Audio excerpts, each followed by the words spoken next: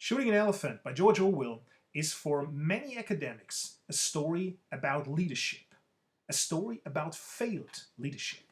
George Orwell, they argue, he fails as a leader. Why? Because at that moment where he has to make this important decision to shoot the elephant or not to shoot the elephant, it is not him who makes the decision. No, because at that moment he's playing a role.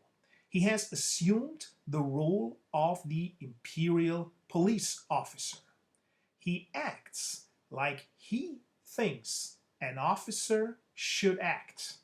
He looks at reality through the eyes of the role that he has assumed, the role of the police officer.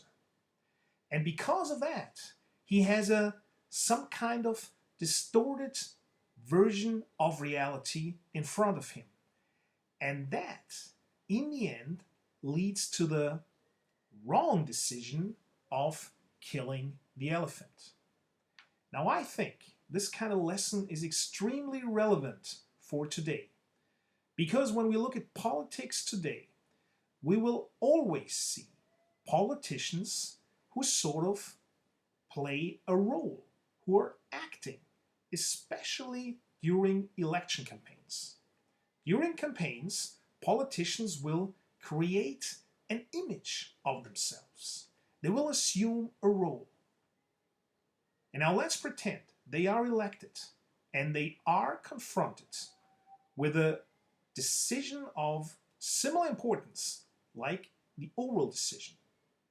How will they look at this decision in front of them? On what will they base their decision? Will they themselves make that decision? Or will they assume the role that they have created for themselves? Will they sort of act in a certain way? And just as in the case of Orwell, if they look at the problem at hand through the eyes of the role they are playing, then their decision will be based on a distorted, blurred vision of reality.